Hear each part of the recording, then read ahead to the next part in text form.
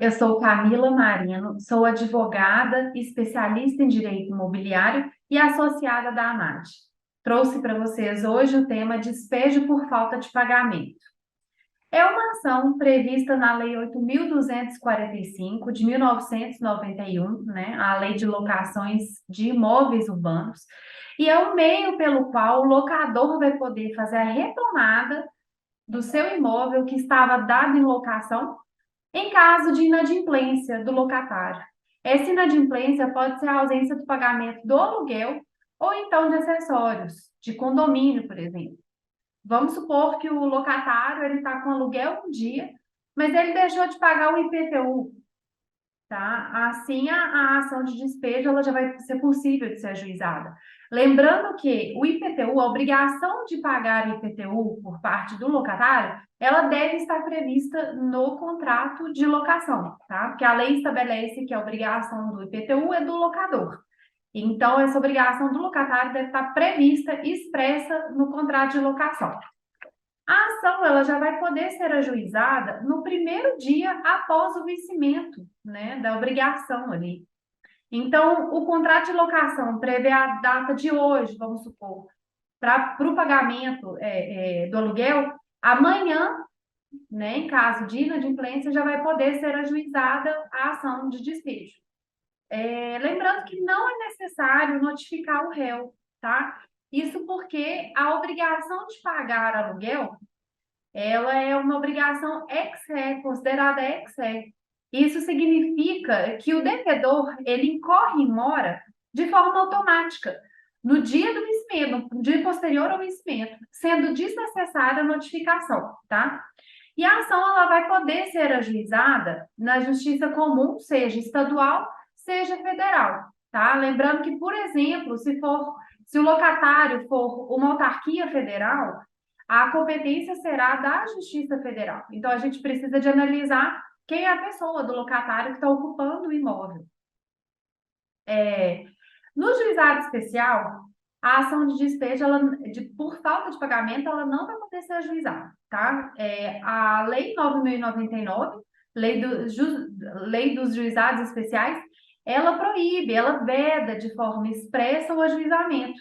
O único tipo de despejo que pode ser ajuizado no juizado, né, que a ação que pode ser proposta, a ação de despejo que pode ser proposta no juizado, é o despejo para uso próprio. Então, ainda que a ação, que o valor da causa seja inferior a 40 salários mínimos, ainda assim precisamos de ir para a justiça comum, tá?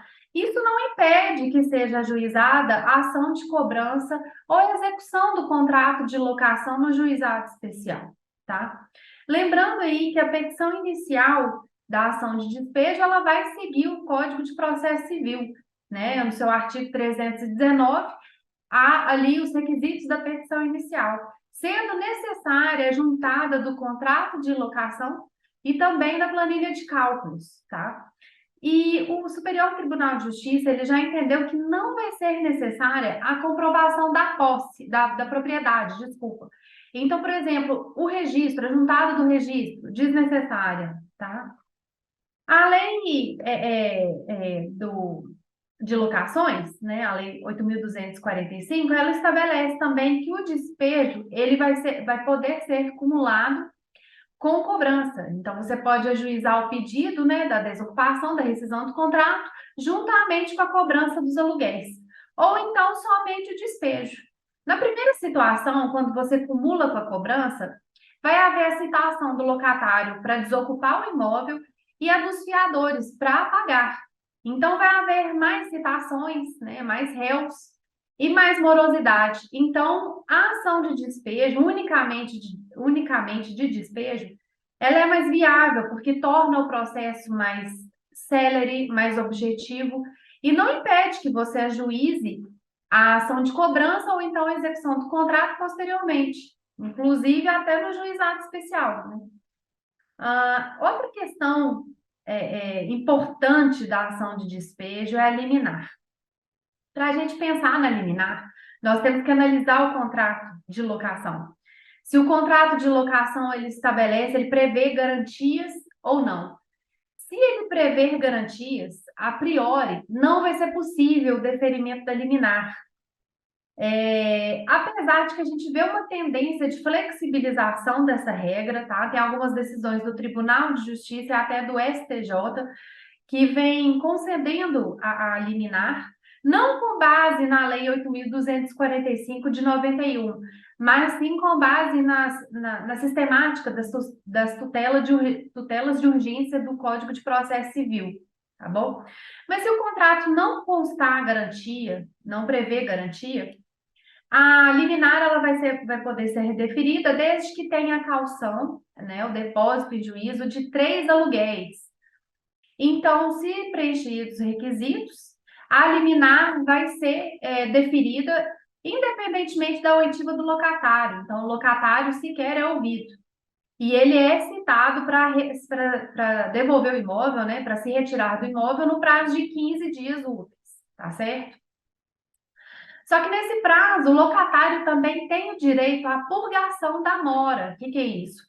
Mesmo com a inadimplência, ele vai poder fazer o depósito do valor integral do todo montante devido em juízo. Então, engloba aí os aluguéis, o condomínio, o IPTU, se for o caso, né, se houver condomínio e IPTU em aberto, as custas do processo, os honorários advocatícios no importe, no percentual de 10%, isso caso o contrato de locação não preveja outro percentual, tá bom? E além das multas, correção monetária e juros. Ele fazendo esse pagamento de todos esses valores, ele vai poder permanecer no imóvel. Tá? Se o locador entender que foi insuficiente, né, que esse valor está aquém do devido, o locatário ele vai com direito de complementar em 10 dias. E lembrando que os valores vincendos, os aluguéis vincendos, né, no curso do processo, eles deverão ser depositados em juízo, mês a mês, tá certo? E essa emenda da mora, ela é permitida pela lei apenas uma vez a cada 24 meses.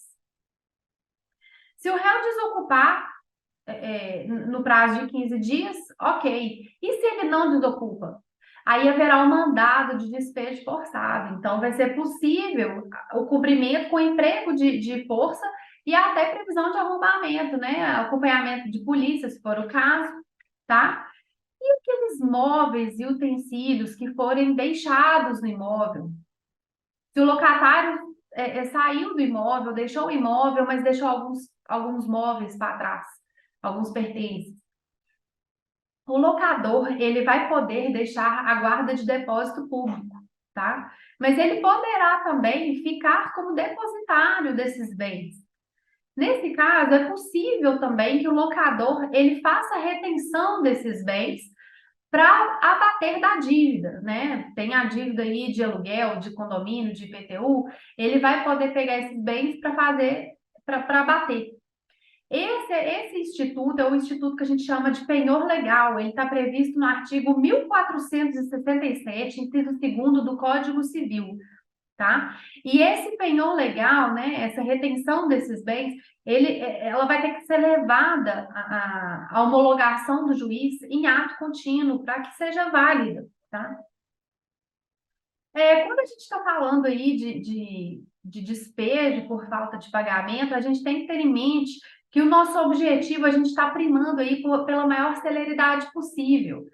Que em caso de inadimplemento, né, de aluguel, o prejuízo do cliente, o prejuízo do locador, ele vai se renovando, vai aumentando e acumulando mês a mês. Então, a gente tem que primar pela retomada com a máxima urgência do imóvel, né? O objetivo maior é ter o imóvel de volta para o locador poder pegar esse imóvel e disponibilizar a terceiros, fazer uma nova locação, um novo contrato, tá? E pensando nisso, a gente tem que elaborar alternativas, tem que pensar em alternativas para possibilitar essa retomada o mais breve possível. A gente pode prever no contrato de locação cláusula arbitral, a gente pode pedir na petição inicial uma audiência de conciliação para que as partes sentam e façam ali um acordo, né, para retomada do imóvel mais breve, né, do que esperar todo o processo. Ainda que tenha liminar, nós sabemos que é um processo bem moroso. E a gente pode também extinguir algumas garantias que se tornam insuficientes ao longo ali né, do pacto, do contrato, né? Por exemplo, vamos supor que o locador tenha ali em aberto, né, o locatário tenha em aberto vários meses de aluguéis não pagos, e ele tem uma caução, o contrato seja garantido por uma caução. O locador, ele pode pegar essa caução e descontar nesse valor dos aluguéis que estão devidos e reduzir isso a termo. Então, a garantia ali ela é extinta naquele momento em que se formaliza o pagamento utilizando aquela caução, tá? E ali, com a garantia extinta, a partir daquele momento, é possível já ingressar com o despejo por falta de pagamento, requerendo a liminar, tá? Com fundamento ali na lei de locação, pelo fato da garantia ter sido extinta ao longo ali do contrato, tá? O mesmo acontece com o fiador. O locador e as imobiliárias devem sempre estar atentos, devem sempre checar a capacidade de pagamento, a capacidade financeira do fiador. Se percebe, se verifica ali que o locador, desculpa, o fiador, ele diminuiu sua capacidade de pagamento, é possível fazer exoneração do fiador. Obviamente, tudo isso formalizado, né? Tudo isso assinado por todas as partes, locatário, locador e fiador.